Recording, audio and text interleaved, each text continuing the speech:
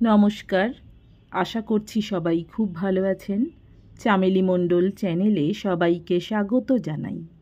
আজকে আমি আশাপূর্ণা দেবীর লেখা বৃত্ত গল্পটা পড়ে শোনাবো আপনাদের।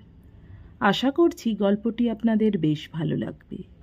শুরু করছি আজকের গল্প বৃত্ত। শিবানন্দ দুপা পিছিয়ে এলেন। এটা ধারণা ছিল না। ঘুরে ঘুরে বাড়ি দেখানো শেষ করে বন্ধু যখন গোয়াল দেখাতে নিয়ে এলেন, তখন মনশ্চক্ষে ২-৪টি শ্যামলী ধবলীর মূর্তি ভেসে উঠেছিল। গোয়ালের সামনে এসে ওই কালো কালো ছায়া দেখে সভয়ে পিছিয়ে গিয়ে অস্ফুট শব্দ করে উঠলেন, মোষ? হ্যাঁ ভাই, মোষই পুষেছি। বন্ধুর মুখের প্রত্যেকটি রেখায় রেখায় একটা পরিতৃপ্তির প্রসন্নতা ফুটে ওঠে। দেখলাম গরু পুষে কোনো লাভ নেই। মোষ থেকে আমি দুধ খাচ্ছি, দই খাচ্ছি, ছানা সন্দেশ সব খাচ্ছি, আবার ঘি মাখন পাচ্ছি। এ বাজারে খাঁটি ঘিও? সবিস্ময়ে প্রশ্ন না করে থাকতে পারেন না শিবানন্দ। এসব জিনিস যে সত্যি বাড়িতে হতে পারে, এ তার ধারণার অতীত।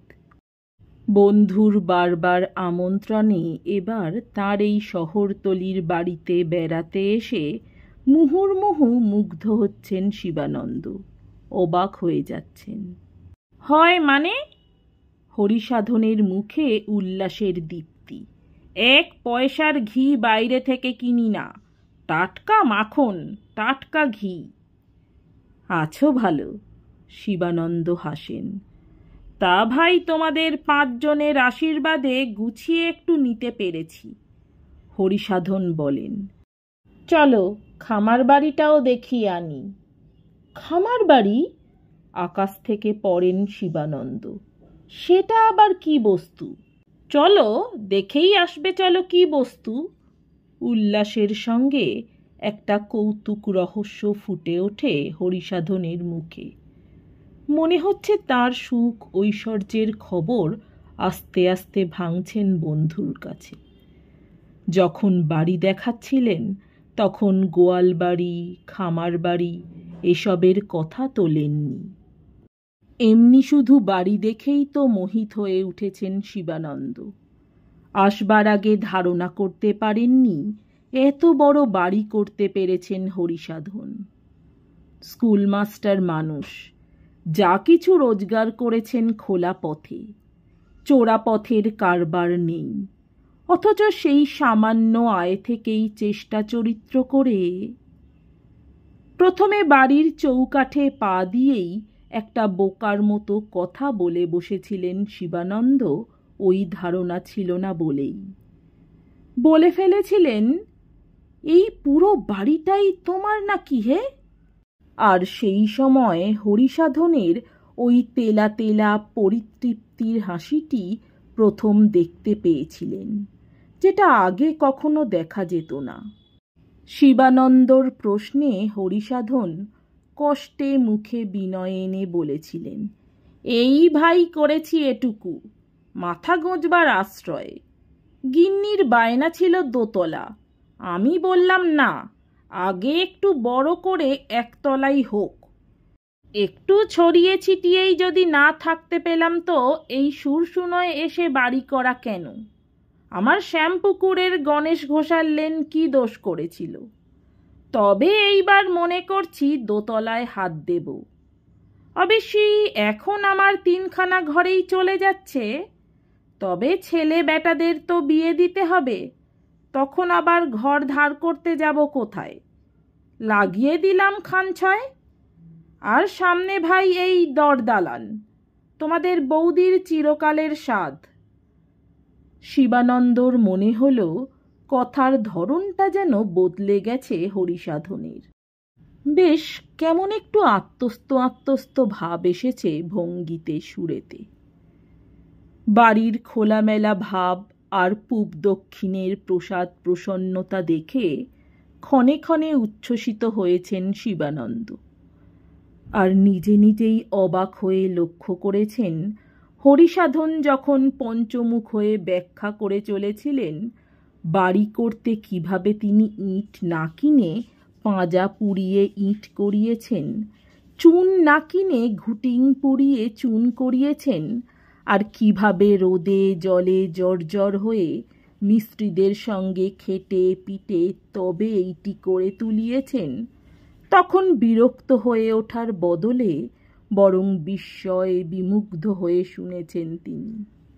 ভাবেননি, হরিসাধন কত কথা কইছে, বরং শুনেছেন আর নিজেকে কেমন বোকা বোকা বেচারি বেচারি ঠেকেছে। মনে পড়েনি সেই স্কুলের আমল থেকে একসঙ্গে পড়তে পড়তে হরিসাধন বিএ ফেল করে একটা আজে বাজে স্কুলে ঢুকে পড়ে সেখানেই মাস্টারি করতে করতে জীবন কাটিয়ে দিয়েছেন। আর শিবানন্দ দুবার এমএ পাশ করেছেন, উচ্চতর গবেষণায় ডিফিল হয়েছেন, আর প্রায় সেই প্রারম্ভ থেকেই ভালো কলেজে অধ্যাপনা করে এসেছেন। মনে পড়েনি হরিসাধনের মহিমা দেখে। এই মহিমার সামনে নিজেকে কেমন পরাজিত মনে হচ্ছে শিবানন্দের। তা পরাজিতই বই কি, জীবনযুদ্ধে পরাজিত। শিবানন্দ কি করতে পেরেছেন? কিছু না। রাসবিহারী এভিনিউর ওই দোতলার ফ্ল্যাটটুকুতেই জীবন কেটে গেল। কোনোখানে 1 ছটাক জমিও কিনতে পারেননি। ছেলে মেয়ে 3টেকে লেখাপড়া শিখিয়েছেন এই পর্যন্ত। তাও ছেলেটাকে বাইরে পাঠিয়ে একটু হোমরা চোমরা করিয়ে আনবার ইচ্ছেটাও তো আকাশ কুসুম হয়ে আছে। অথচ হরিসাধনের 5-6টি ছেলে মেয়ে, একটা মেয়ের বিয়েও দিয়ে ফেলেছে। না, সংসার করা এদেরই সাজে, ভেবেছেন শিবানন্দ। যখন হরিসাধন ছাতের সিঁড়ি পর্যন্ত টেনে নিয়ে গিয়ে সিঁড়ির ঘরটা খুলে ধরে আকর্ণ বিশ্রান্ত হাস্যে বলেছেন, এইটি হচ্ছে গিন্নির পুজোর ঘর। দেয়ালে একটা আলমারি বসিয়ে নিয়েছি, পুজোর বাসনপত্র থাকবে, সামনে ওই তুলসী মঞ্চ, হিঁদুর বাড়ি, চাই তো সব। কি কি মশলা সহযোগে ছাদ গাঁথলে সে ছাদ আর ফাটে না, সে সম্পর্কে নাতি দীর্ঘ একটি বক্তৃতা দিয়ে বন্ধুকে টেনে এনেছেন হরিসাধন এই গোয়ালে। যেখান থেকে সরে আসতে আসতে শিবানন্দ হেসে বললেন, গোয়াল কেন বলছো তাহলে, বরং বলো খাটাল। আর হরিসাধন বললেন, চলো খামার বাড়িটাও দেখিয়ে আনি, দেখলে খুশি হবে। খামার বাড়িটা কি বস্তু তা দেখা হয় শিবানন্দর, আর দেখে খুশিও হন। বাস্তবিক ধারণা করা সম্ভব নয়। হরিসাধন অমন করে বুঝিয়ে না দিলে বোধগম্যই হতো না ওইসব বস্তা বস্তা মুগ, কড়াই, ছোলা, মটর হরিসাধনের নিজের ক্ষেতের। শুনেছিলেন বটে অনেকদিন আগে হরিসাধন স্ত্রীর গহনা বিক্রি করে আর আকণ্ঠ ঋণ করে একটা বাগান পুকুর সমেত বড়সড় জমি কিনে ফেলেছেন। কিন্তু সেই বড়টা যে এত বড় তা ভাবতেই পারেননি শিবানন্দ। নাকি ক্রমশ পরিসর বাড়িয়ে চলেছেন হরিসাধন। মাকড়সা যেমন জাল বাড়িয়েই চলে, খামার বাড়ি থেকে বেরিয়েই পুকুর ধারে এসে পড়েন হরিসাধন। দিব্যি টলটলে জল ভর্তি পুকুর। সেই পুকুরের প্রতিচ্ছবি বুঝি হরিসাধনের 2 চোখে। পোনা ছেড়েছি কিছু, দিব্যি মাছ দিচ্ছে ভাই। আমার মেজ ছেলেটার তো কাজই হচ্ছে ছিপ নিয়ে বসে থাকা, বড়শি, হুইল, সুতো এই নিয়েই। কিন্তু ততক্ষণে কথা থামিয়ে দিয়েছেন শিবানন্দ। বিচলিত স্বরে বলে উঠেছেন, বলো কি হরিসাধন, তুমি যে তাজ্জব করলে। ক্রমশই চমৎকৃত হয়ে যাচ্ছি। পুকুরে মাছ পর্যন্ত শিখলে কোথায় এত? হরিসাধনের মুখের প্রত্যেকটি রেখায় ফুটে ওঠে সেই আত্মপ্রেমে মসৃণ পরিতৃপ্তির হাসিটি। শিখতে হয়েছে ভাই, রীতিমতো খেটে খুঁটে শিখতে হয়েছে। খাটা চাই। আরামকে হারাম না করতে পারলে আর সংসারে শ্রীবৃদ্ধি হয় না। তা ভাই, তোমাদের শুভেচ্ছায় গিন্নিটিও এটা খুব বুঝতে শিখেছেন। রাত 4টে থেকে রাত 12টা পর্যন্ত খাচ্ছি দুটি মানুষ। দেখাবো, ওর ভাঁড়ারটিও দেখাবো। বললে বিশ্বাস করবে না, বছরের জিনিস সব ভাঁড়ারে ভর্তি। বড়ি, আচার এইসব বানাতে ছোটোখাটো একটা জালতির ঘরই করিয়ে নিয়েছেন। শুনতে শুনতে মুগ্ধ হচ্ছেন শিবানন্দ। মুগ্ধ হতে হতে ক্লান্ত হচ্ছেন, কিন্তু হরিসাধন অক্লান্ত। এসেছই যদি এদিকে, তো আমার হাঁস মুরগির ঘরটাও দেখে যাও। না না, পোলট্রি ফোলট্রি নয়, সেটা বললে একটু বেশিই বলা হবে। ওই গোটা কতক পুষেছি, একটু দেখাশুনো করি। ডিম দেয় অতিথি সজ্জন এলে, কি নিজেদের শখ সাধ হলে 2-1জন জীবনও দেয়। হেসে ওঠেন হরিসাধন। যেমন আজ একজন দিল। তাহলে যা কিছু খাও সবই তোমার বাড়ির? বিমুগ্ধ বিহ্বল শিবানন্দ এই বাহুল্য প্রশ্নটি করেন। হরিসাধন হাসেন, আত্মসমাহিতের হাসি। প্রায় তাই। ওই যা তেলটা, নুনটা, মশলাটা। তরিতরকারির বাগান তো দেখলেই। আবার দেখো না, সেজ ছেলের স্বাদ হয়েছে কাঁঠাল গাছের, ওটা নেই। বেটা একে ওকে বলে বেড়াচ্ছে কার বাড়িতে ভালো চারা আছে।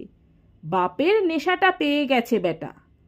হাহা করে হেসে ওঠেন হরিসাধন।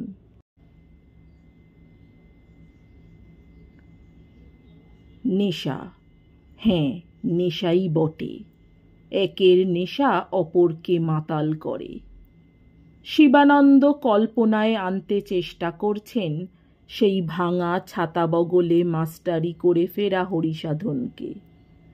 শিবানন্দর ঘরে এসে বসতেন মাঝে মাঝে, চারদিকে তাকিয়ে তাকিয়ে বলতেন, বেশ সাজিয়ে রেখেছ ভাই ঘরটিকে, ছবির মতো।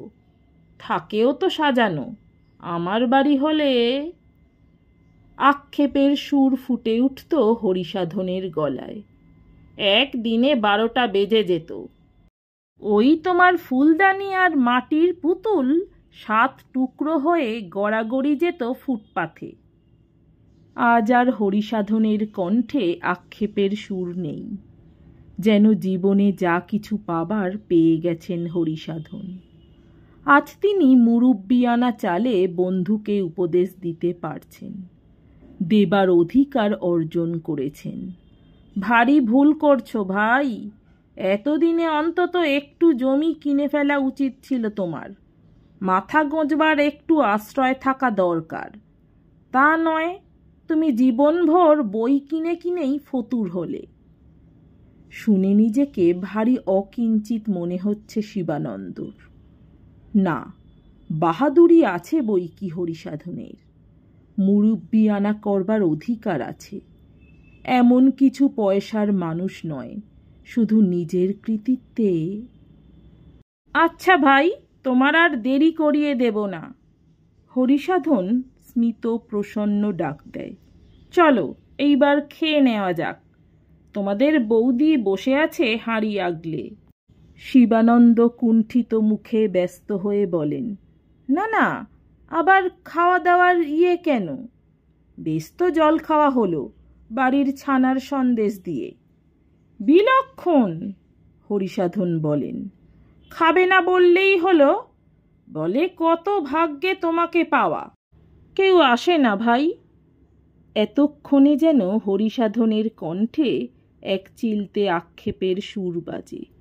বলে কি জানো, বাবা কে যাবে, যা ধাপধারা গোবিন্দপুরে বাড়ি করেছ। কলকাতার শহরের সেই পায়রার খোপে থাকা অভ্যাস তো। এই যে প্রাণপাত করে করে মরছি, তোমরা 5 জন দেখলে তবে না সার্থক। শিবানন্দ মনে মনে একটু সূক্ষ্ম ব্যঙ্গের হাসি হাসেন। নিজের প্রতি ধিক্কারের ব্যঙ্গ। এইতেই এই, আর কত অসার্থকতার বোঝাই বয়ে বয়ে চলেছেন শিবানন্দ। এই দরদালান দেওয়া খোলামেলা বাড়ি, ওই বাগান, পুকুর, গোয়াল, খামার বাড়ি সব তাকিয়ে দেখতে দেখতে ভাবেন, না, আর কিছু না হোক জমি একটু কিনে ফেলতে হবে। তারপর আস্তে আস্তে গড়ে তুলতে হবে জয়ের প্রাসাদ। বাগান, পুকুর, খামার বাড়ি, পোল্ট্রি, ঘরের মাখন, ঘরের ঘি। হরিসাধন শিবানন্দর চিরদিনের বন্ধু, তবু পরস্পরের গৃহিণীদের সঙ্গে বন্ধুত্বের আদান প্রদান ঘটেনি। নিজেদেরও বাইরে বাইরেই দেখাশোনা। সেকেলে ধরনের মানুষ অনাত্মীয়া মহিলা দেখলেই কেমন থতমত খেয়ে যান। কিন্তু আজ হরিসাধন গৃহিণী রীতিমতো আদর আবদারের মধ্য দিয়ে অতিথি সেবা করছেন। বলছেন, তা হবে না ঠাকুরপো, পারবো না বললে শুনবো না। একে তো আমার নিজের হাতের রান্না, তাছাড়া সমস্ত বাড়ির জিনিস। এই যে মাংস খাচ্ছেন, আপনার দাদার সাধের পোল্ট্রির, আর এই মাছ পুকুরের। এই লাউ কুমড়ো, বেগুন, শিম, মায়ে কাঁচা লঙ্কা, কাগজি লেবুটি পর্যন্ত সব নিজের। এই যে ভাতের পাতে ঘি খেলেন, এও বাড়ির। দুধটুকু দইটুকু সবই ঘরের। ফেললে দুঃখে মরে যাব। বন্ধুপত্নীকে মৃত্যুর হাত থেকে রক্ষা করতে অগত্যাই মাপের অতিরিক্ত খেতে হয় শিবানন্দকে। তার আবার একটু বেশি খেলেই অসুখ করে, কিন্তু কি করবে, সব কিছুর উপর হচ্ছে ভদ্রতা। বন্ধুর ঘরবাড়ি দেখে কত খুশি হয়েছেন সে কথা বারবার বলতে বলতে ফিরবার উদ্যোগ করেন শিবানন্দ। হরিসাধনও বন্ধুকে পেয়ে কত খুশি হয়েছেন সেটা বারবার বিবৃত করে হাঁক পাড়েন। ওগো, শুনছ? শিবুর জন্যে যেটা গুছিয়ে রাখতে বলেছিলাম বার করে দাও। শুনে শিবানন্দ নেই। গুছিয়ে আবার কি রাখতে বলেছিলে? কিছু না ভাই। হরিসাধন বিনয়ে বিগলিত হন। ওই গাছের দুটো কচু ঘেঁচু একলা একলা খাই, বড় মন কেমন করে ভাই। কলকাতার বাজার তো জানি, 7 দিনের বাসি আনাজ, আর এ তোমার গিয়ে একেবারে ফ্রেশ মাল, সদ্য গাছ থেকে পাড়া। হরিসাধন গিন্নি একটি বাজারের থলি ভর্তি সেই ফ্রেশ মাল এনে হাজির করেন। অন্তর্নিহিত বস্তুর পরিচয় পাওয়া যাচ্ছে না, কারণ থলিটা চটের। শুধু মুখের কাছে উঁকি মারছে একটা লাউ ডগা ও একটা মোচার ডাঁটি। এই চটের থলিটা নিয়ে যেতে হবে। একেই বোধ করি অকস্মাৎ বজ্রাঘাত বলে। শিবানন্দ মিনতিতে ভেঙে পড়েন। কাতর অনুনয়ে নিবৃত্ত করতে চেষ্টা করেন বন্ধু ও বন্ধু জায়াকে। বারবার বলতে থাকেন, সবই তো খেয়ে দিয়ে গেলাম, আবার কেন? কিন্তু হরিসাধন নাছোড়বান্দা। বাহ, ছেলেরা খাবে না? ছেলেদের মা একটু চাকবে না? শিবানন্দ দই দস্তুর করেন। ওরা ওসব খায় না ভাই, বিশ্বাস করো। লাউ মোচা এ আমি তোমার এখানে খেলাম বোধহয় 2-5 বছর পরে। ছেলে মেয়েরা খায় না বলে। এবার হাল ধরেন হরিসাধন জায়া। বলেন, তা কেন ঠাকুরপো? মোচা কুটতে গিন্নির হাতে দাগ হবে তাই বলুন। ছেলেরা টাটকা জিনিস পায় না তাই খায় না। খেলে বুঝবে, না নিলে ছাড়বই না। ওই চটের থলিটা নিয়ে স্বামী স্ত্রী দুজনে এমন কাণ্ড করতে থাকেন, মনে হয় ওইটা শিবানন্দকে গছাতে না পারলে তাঁদের জীবনের সব কিছুই বুঝি বৃথা হয়ে যাবে। এই মফস্বলী জেদের কাছে পরাস্ত হতে হলো শিবানন্দকে। জীবনে যা না করেছেন তিনি তাই করলেন। সেই চটের থলি হাতে করে বাসে উঠলেন। হরিসাধন অবশ্য বাসে তুলে দিতে এসেছিলেন এবং এ রাস্তাটুকু নিজেই বয়ে দিয়ে গেছেন থলিটা, সযত্নে সাবধানে। আর সহস্রবার বলেছেন, তোমার আপত্তির জ্বালায় কিছুই দিতে পারলাম না ভাই। অবিশ্যি করে একদিন গিন্নিকে আর ছেলে মেয়েকে নিয়ে আসতে হবে, খেতে হবে। আচ্ছা, আমার দোতলাটা উঠুক, ততদিনে পুকুরের মাছগুলো বড় হবে। একটু নিঃশ্বাস নেন হরিসাধন, আবার বলেন, দোতলার ওই ওপর নিচ সমান করেই ঘর তুলব ঠিক করেছি। 6খানা 12খানা ঘর, ভালোই হবে, কি বলো? যেন এই ভালোটা সমর্থনের মুখাপেক্ষী। কিছু না, এও একটা বিকাশ। বাস ছেড়ে দিল।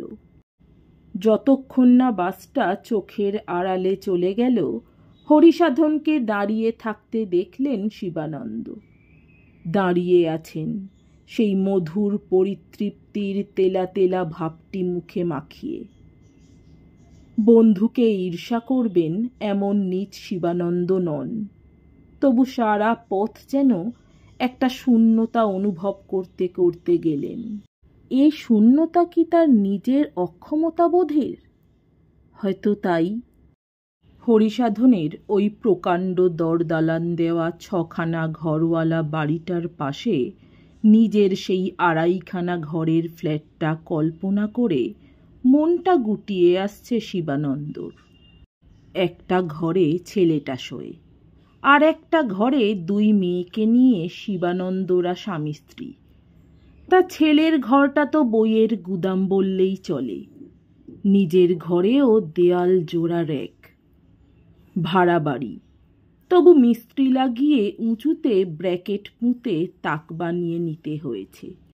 8খানা যে ঘরখানা, তাতেই রান্না, ভাঁড়ার, খাওয়া চলেই যাচ্ছিল। হঠাৎ বন্ধু হরিসাধন এই নিশ্চিন্ত শান্তিতে ঢিল ফেলেছে। চটের থলিটা বড় পীড়াদায়ক লাগছে, তবু বন্ধুর দান, ফেলে দেওয়া যায় না। রীতিমতো রণশ্রান্ত সৈনিকের মতো বাড়ি গিয়ে ঢুকলেন শিবানন্দ। অস্ত্রের বোঝা নামানোর মতো হাতের বোঝাটা নামিয়ে কপালের ঘাম মুছলেন। বইপাড়ায় ঘুরে ঘুরে পুরনো বইয়ের দোকান থেকে যখন বইয়ের পাহাড় সংগ্রহান্তে বুকে করে নিয়ে আসেন, কই, এত তো ভারী লাগে না। পড়ন্ত বেলার রোদ্দুরটা বড্ড লেগেছে। এই মুখে স্ত্রীর ব্যঙ্গটাও একটু কড়া লাগল। ব্যঙ্গ হাসির তীক্ষ্ণ বাণে বিদ্ধ করে ভদ্রমহিলা বললেন, তোমার হাতে চটের থলি? বন্ধুর বাগানের লাউ কুমড়ো বোধ হয়। হরিসাধন মাস্টারের বউ কোন মন্তরের জোরে এমন অসাধ্য সাধন করল গো? ছাড়লো না, গছিয়ে দিল বলে স্নানের ঘরে চলে গেলেন শিবানন্দ, গায়ে ঠান্ডা জল ঢালতে। ঠিক এই মুহূর্তে কিছু আর হরিসাধনের কৃতিত্ব আর তার বউয়ের মহিমা নিয়ে আলোচনা করতে পারা যায় না নিজেদের ভবিষ্যৎ নিয়ে আলোচনা করতে। আশ্চর্য, কোনো সময়ই আর পারা গেল না। আজ সারাটা দিন যে হৃদয়াবেগ এত প্রবল হয়ে মনকে আন্দোলিত করল, বিচলিত করল, দুশ্চিন্তিত করল, সেটার আর তেমন জোর রইল না যেন। স্নানের পর একটু বেরিয়ে পড়লেন, অনির্দিষ্ট খানিকটা ঘুরে এলেন, আর ফ্ল্যাট বাড়ির সিঁড়িটা পার হয়ে উঠে এসে নিজের ফ্ল্যাটের মুখোমুখি দাঁড়িয়ে খুব একটা হতভাগ্য আর মনে হলো না নিজেকে। মনে হলো ছোট বাসাই বা খারাপ কি, এখানে নিজেকে খুঁজে পাওয়া যায়। হরিসাধনের বাড়ির মতো অত বড় দালান আর অতখানি উঠোন ওলা বাড়িতে থাকতে হলে নিজেকে নিশ্চয় হারিয়ে ফেলবেন শিবানন্দ, হারিয়ে ফেলবেন পৃথিবীটাকে। দৃষ্টি আটকে যাবে ওই এক মুঠো মাটির গায়ে। দুপুরের খাওয়াটা বড় বেশি হয়ে গেছে। অস্বস্তি বোধ করছেন শিবানন্দ। রাতে খাবো না বলে জবাব দিয়ে শুয়ে পড়লেন সকাল সকাল। স্ত্রী আরেকবার টিটকিরি দিলেন। সাধন মাস্টারের বউয়ের আরও ক্যাপাসিটির পরিচয় পাচ্ছি। তুমি হেন মানুষকে দুবেলার খাবার একবেলায় খাইয়ে দিতে পেরেছে। উত্তর দিতে ইচ্ছে হলো না, ঘুমোতে ইচ্ছে হলো, কিন্তু ঘুম আসতে চায় না। অস্বস্তিটা বেশি হচ্ছে। ফ্যানের হাওয়াটা গরম লাগছে। উঠে পড়লেন। ওরা এখন ঘুমিয়ে পড়েছে, স্ত্রী আর মেয়ে, ও ঘরে ছেলেটাও। মৃদু নীল আলোয় ঘরটা অনেক দূর থেকে ভেসে আসা গানের সুরের মতো লাগছে। বড় হয়ে যাওয়া মেয়ে দুটোর মুখ মোমের পুতুলের মতো নরম মনে হচ্ছে। ওদের বিছানার পাশ কাটিয়ে আস্তে রাস্তার দিকের বারান্দায় এসে দাঁড়ালেন শিবানন্দ, যেমন অনেক দিন দাঁড়িয়ে থেকেছেন ঘুম না আসা রাত্রে, যেখানে দাঁড়িয়ে থাকতে থাকতে জীবনের অনেক অর্থহীনতার মানে খুঁজে পেয়েছেন। রাস্তার আলোটা মৃদু নয়, নীল নয়, তবু গভীর রাত্রের এই ঘুমন্ত রাস্তাটায় নিজের ঘুমন্ত মেয়ের মুখের আদল পেলেন শিবানন্দ, মোমের মতো নরম আর শান্ত। আর ওই ঘুমিয়ে পড়ে থাকা শান্ত রাস্তাটার দিকে তাকিয়ে থাকতে থাকতে আজকের সারাদিনের নিজেটাকে ভারী হাস্যকর ঠেকল শিবানন্দর। যে নিজেটা পরাজয়ের গ্লানিতে পীড়িত হচ্ছিল। হরিসাধনের কি দেখে অত মুগ্ধ হচ্ছিলেন শিবানন্দ? ভালো করে আর মনে পড়ছে না। তার ক্ষেত খামার, মাছ তরকারি, হাঁস মুরগি সব কেমন ঝাপসা হয়ে যাচ্ছে, অকিঞ্চিৎকর ঠেকছে। আর কেন কে জানে সেই ঘোরানো শিংওয়ালা গাঢ় কালো মোষগুলোর ছায়াই বারবার চোখের সামনে ভেসে উঠছে, যাদের দেখেই শিবানন্দ সভয়ে দুপা পিছিয়ে গিয়েছিলেন। ওই ছায়ারই আশেপাশে রাত 4টে থেকে রাত 12টা পর্যন্ত খেটে অস্থির হয় ওরা দুজন, হরিসাধন আর তার বউ। আর তার বদলে ওরা আর ওদের ছেলেরা খুব ভালো খেতে পায়, এই আর কিছু না। হঠাৎ শিবানন্দর ভারী কুৎসিত লাগলো সমস্ত ব্যাপারটা। অবাক হয়ে ভাবলেন, কি দরকার অত বেশিতে? কত খেতে পারে মানুষ, যার জন্যে অনবরত শুধু বাড়িয়েই চলতে হয়? এই তো এতটুকু বেশি খেলেই তো কত অস্বস্তি, অথচ তার জন্যেই এত আয়োজন। কিছু কিনে খেতে হয় না, তাতেই বা হলোটা কি? তার পরিবর্তে নিজেদেরকে তো খেয়ে ফেলছ তিল তিল করে। খাঁটি ঘি খেয়ে স্বাস্থ্য ভালো হচ্ছে, উত্তম কথা, কিন্তু সে স্বাস্থ্য নিয়ে করছো কি তুমি? মনে মনে বন্ধুকে প্রশ্ন করলেন শিবানন্দ। উত্তরটা নিজেই দিলেন, সে স্বাস্থ্য নিয়ে হয়তো আর দুটো মোষ বেশি পুষবে। কি লজ্জা, কি নির্বুদ্ধিতা! ঘরে চলে এলেন। আলমারির মাথা থেকে একটা হোমিওপ্যাথি বাক্স পেরে কয়েক দানা ওষুধ খেয়ে ফেললেন। থমকে দাঁড়ালেন বইগুলোর সামনে। কাঁচের ওপর হাত বুলোলেন একবার। জানতে পারলেন না ঠিক এই মুহূর্তে মাঝরাতে ঘুম ভেঙে উঠে বউয়ের সঙ্গে গল্প করছে হরিসাধন বন্ধুর প্রসঙ্গ নিয়ে। বই বই, ওই এক নেশা। যত রোজগার করলো তার অর্ধেক ওই বই কিনে নষ্ট করলো, আখেরের কথা ভাবলো না। আরে বাবা, কিনে কিনে জমিয়েই তো চলেছিস, এত বই পড়ে উঠতে পারবি সারা জীবনে? কদিন বাঁচবি? কত পড়বি? জানতে পারলেন না। তাই আস্তে আস্তে একখানা বই বার করে নিলেন। চলে এলেন বাইরে বারান্দায়। ওদের ঘুমের ব্যাঘাত ঘটাবেন না। কারো কোনো ব্যাঘাত না ঘটিয়ে মোমের মতো নরম শান্ত শান্তিতে কাটিয়ে দিতে পারবেন শিবানন্দ বাকি জীবনটা।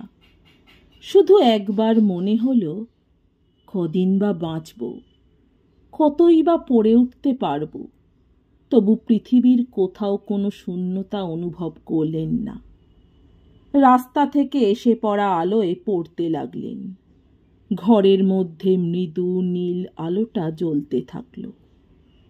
নমস্কার, আমার গল্প পাঠ ভালো লাগলে এবং এরকম অনেক গল্প শুনতে চাইলে অবশ্যই আমার চ্যানেলটি সাবস্ক্রাইব করে দেবেন। লাইক, কমেন্ট, শেয়ার করতে ভুলবেন না। অনেক ধন্যবাদ।